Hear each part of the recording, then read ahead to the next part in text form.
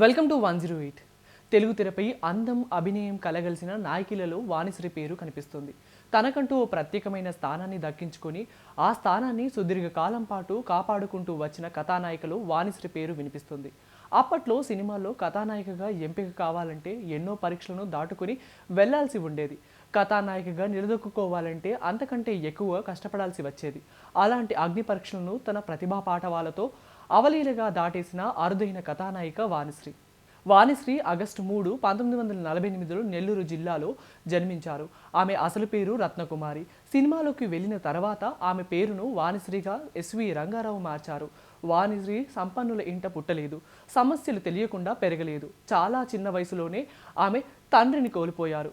ఆ తర్వాత తప్పనిసరి పరిస్థితుల్లో తల్లితోనూ సోదరితోనూ కలిసి ఆమె మద్రాసు చేరుకున్నారు. అక్కడ పాల వ్యాపారం చేస్తూ తమ జీవితాన్ని మొదలుపెట్టారు. ఆ సమయంలోనే వాణిశ్రీ భరతనాట్యం నేర్చుకున్నారు. మొదటి నుంచి కూడా వాణిశ్రీకి నటన పట్ల ఆసక్తి ఉండేది. అందువల్ల ఆమె నాటక ప్రదర్శనలకు వెళ్తూ ఉండేవారు. ఆ స్టేజ్పై ఆమెను చూసిన వారు సినిమాలో అవకాశం ఇచ్చారు.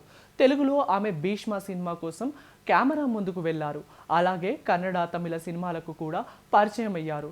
అయితే తమిళ, కన్నడ సినిమాలో ఆమెకి కథానాయికగా అవకాశాలు లభించినంత తొందరగా తెలుగులో రాలేదు.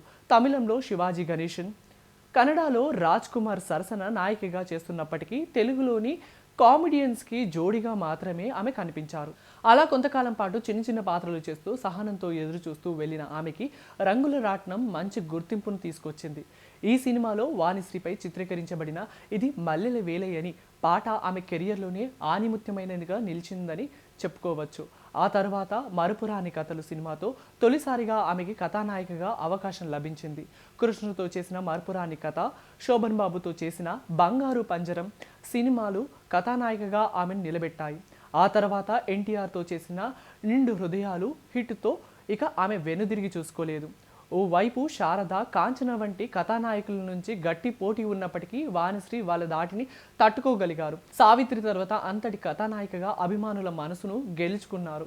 ఎన్టీఆర్, ఏఎన్ఆర్, కృష్ణ, శోభన్ బాబు, కృష్ణంరాజు వంటి కథానాయకుల జోడీగా భారీ విజయాలను సొంతం చేసుకున్నారు. దసరా బుల్లోడు, ప్రేమ్ నగర్, సెక్రటరీ, కృష్ణవేణి వంటి సినిమాలు ఆమె కెరియర్లో మైలురాలుగా కనిపిస్తాయి. గంగామంగ, కథానాయిక మొల్ల, గోరంత దీపం వంటి నాయక ప్రాధాన్యమైన సినిమాలు ఆమె అసామాన్యమైన నటనకు అద్దం పడతాయి. సహజంగానే వాణిశ్రీ తన మేకప్కి, కాస్ట్యూమ్స్కి ఎక్కువ ప్రాధాన్యం ఇస్తూ ఉంటారు. అలాంటి ఆమె బాపు దర్శకత్వంలో మేకప్ లేకుండా గోరంత దీపం సినిమా చేయడం విశేషం. ఆ సినిమా కూడా ఆమెకు మంచి పేరు తెచ్చిపెట్టింది. కెరియర్ జోరుగా సాగుతున్న సమయంలోనే ఆమె వివాహం చేసుకున్నారు. వివాహం తర్వాత ఓ 9 ఏళ్ల పాటు ఆమె నటనకు దూరంగా ఉంటూ వచ్చారు.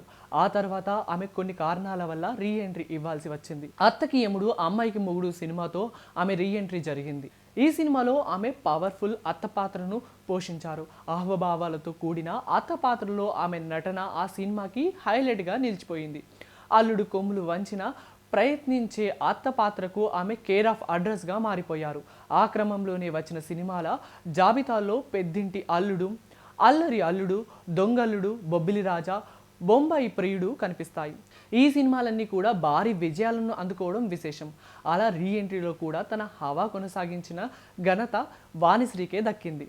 చురుకైన చలాకితనంతో కూడిన పాత్రలతో ఇతర కథానాయకులకు భిన్నమైన ఇమేజ్ను వాణిశ్రీ సంపాదించుకున్నారు. కలవారి అమ్మాయిగా డోంట్ కేర్ అన్నట్టుగా వ్యవహరించే పాత్రల్లోనూ, పల్లెటూరి పొగరబోతును చూపించే పాత్రలను ఆమె తనకి సాటి లేదనిపించుకున్నారు. తనదైన లుక్తోనూ మహిళల ప్రేక్షకుల మనసులను దోచుకున్నారు. అప్పట్లో మహిళా ప్రేక్షకుల్లో ఆమెకున్న ఫాలోయింగ్ అంతా ఇంత కాదు. వాణిశ్రీ హెయిర్ స్టైళ్లను చాలామంది అనుసరించేవారు. వాణిశ్రీ చీరలు, వాణిశ్రీ గాజులు అంటూ అప్పట్లో అమ్మకాలు, కొనుగోళ్లు అన్ని ఊళ్ళలోనూ ఒక ఊపుతో కొనసాగేవంటే ఆమెకు గల క్రేజ్ ఏ స్థాయిలో ఉండేదో అర్థం చేసుకోవచ్చు.